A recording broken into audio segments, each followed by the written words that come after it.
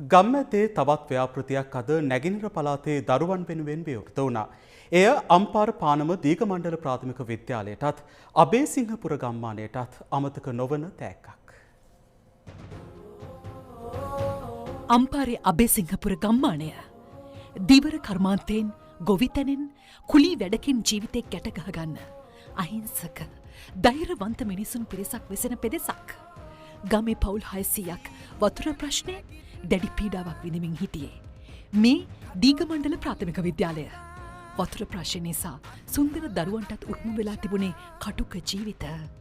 විදුහල්පතිතුමා මේ සියලු දුක් බහරගෙන ගම්මැද්දට දැනුම් දීලා ඉල්ලීමකුත් කළා. ගම්මැද්දේ පූර්ණ අධීක්ෂණයෙන් ආරම්භුණු ඒ ජල පද්ධතිය සිසු අයිතියට පත් කෙරුණේ අද.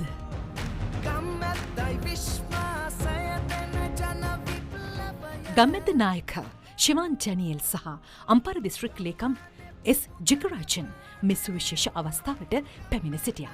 මේ වැඩේට තාක්ෂණික සහාය දුන්නේ ශ්‍රී ලංකා නාවික හමුදාව. ඌව වෙල්ලස්ස දිගමඩුල දෙදෙසාවේ ප්‍රධාන සංඝනායක පූජ්‍ය පානව චන්ද්‍රරතන හිමියන් පිරිත් සජ්ජායනා කරමින් ආශිර්වාද කළා. ව්‍යාපෘතියට පූර්ණ දායකත්වය දුන්නේ ඇමරිකාවේ පදිංචි දේවෝෂී කුරේ ඇතුළු නෑදෑ හිතවතුන්. ඒ වගේම සිය දෙමව්පියන් අදරින් සිහිකරන කොහුවල පදිංචි බර්නඩීන් ද සිල්වා.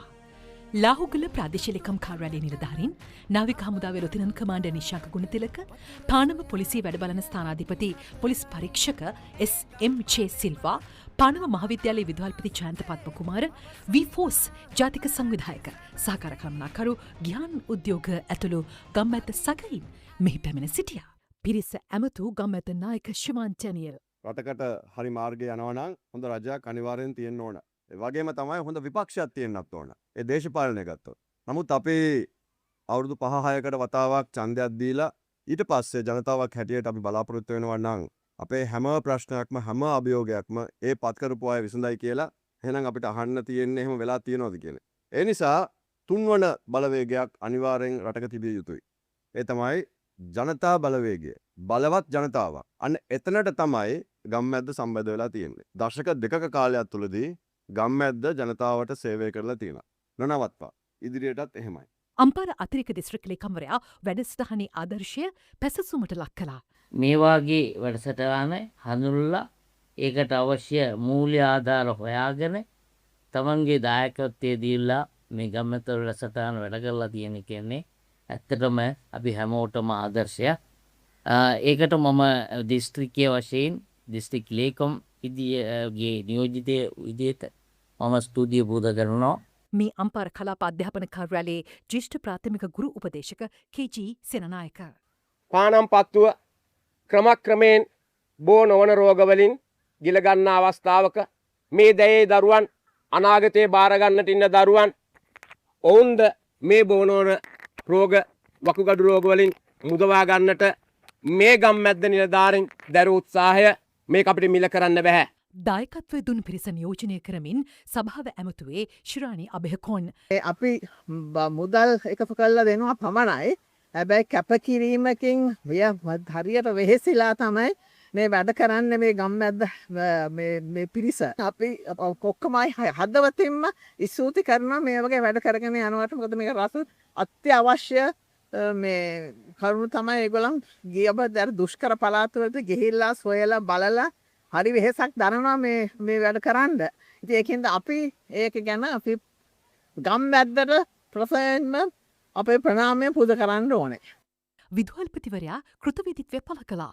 ඒ ඉල්ලීම කරපු වෙලාවෙම අපිට යහපත් ප්‍රතිචාර ලැබුණා.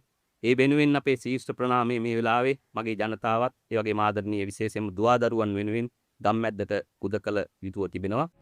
ගමටත් පාසලටත් අමතක නොවන අද දවසේ දරුවෝ මහ ඉහලින් කුසලතා ඉදිරිපත් කළා.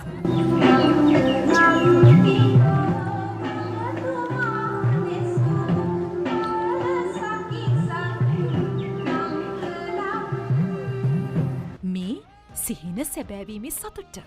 ගොඩාක් ස්තුති වෙනවා මේ අපිට මේ ජලය ලබා දුන්නේ. ගම්මැද්දට මේ වගේ වැඩසටහන් තවත් ඉදිරියට කරගෙන යන ශක්තිය ලැබේවා කියලා මම ප්‍රාර්ථනා කරනවා. ගොඩක් වටිනවා මේ වැඩේ. ගොඩාක් හොඳ සේවයක්.